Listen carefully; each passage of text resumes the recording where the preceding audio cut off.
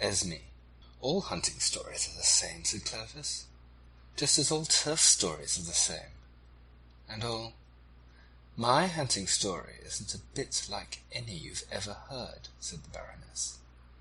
It happened quite a while ago, when I was about 23. I wasn't living apart from my husband then.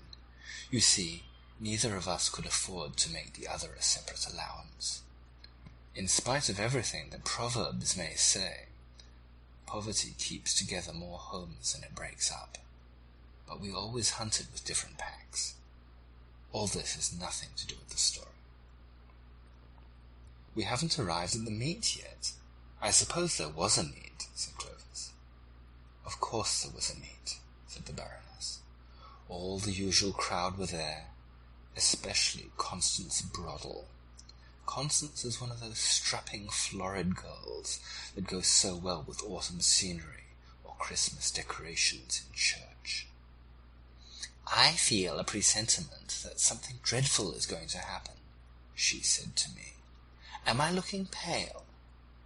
She was looking about as pale as a beetroot that has suddenly heard bad news.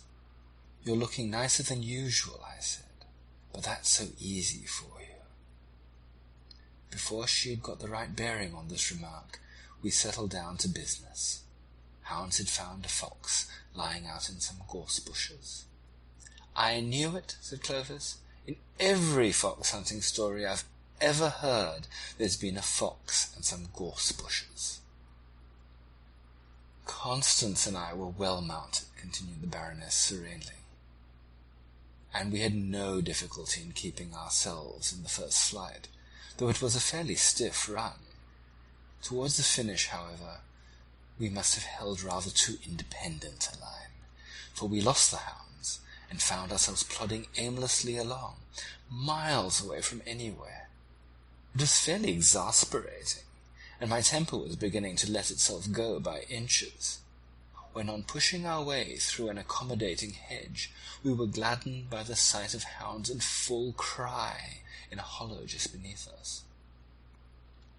"There they go," said Constance, and then added in a gasp, "In heaven's name, what are they hunting?"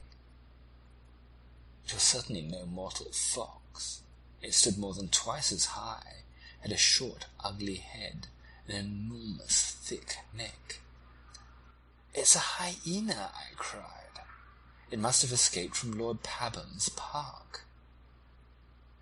At that moment the hunted beast turned and faced its pursuers, and the hounds, there were only about 6 couple of them, stood round in a half-circle and looked foolish.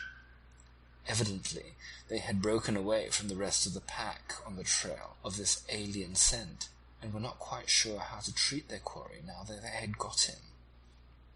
The hyena hailed our approach with unmistakable relief and demonstrations of friendliness.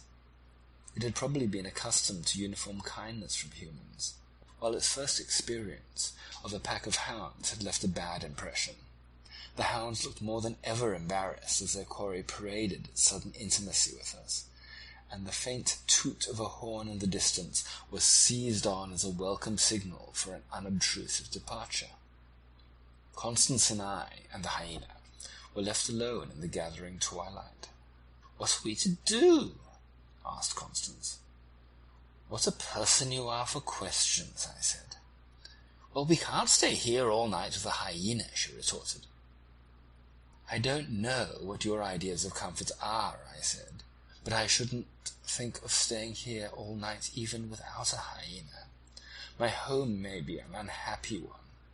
At least it has hot and cold water laid on, and domestic service, and other conveniences which we should not find here. We had better make for the ridge of trees to the right. I imagine the Crawley Road is just beyond." We trotted off slowly along a faintly marked cart track, with the beast following cheerfully at our heels. "What on earth are we to do with the hyena?" came the inevitable question. "What does one generally do with hyenas?" I asked crossly. "I've never had anything to do with hyenas," said Constance. "Well, neither have I. If we even knew its sex, we might give it a name. Perhaps we might call it Esme. That would do for either case.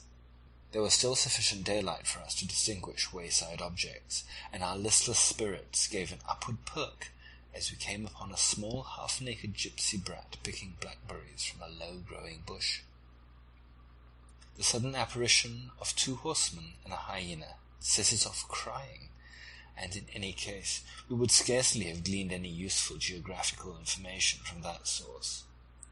But there was a probability that we might strike a gypsy encampment somewhere along our route. We rode on hopefully but uneventfully for another mile or so.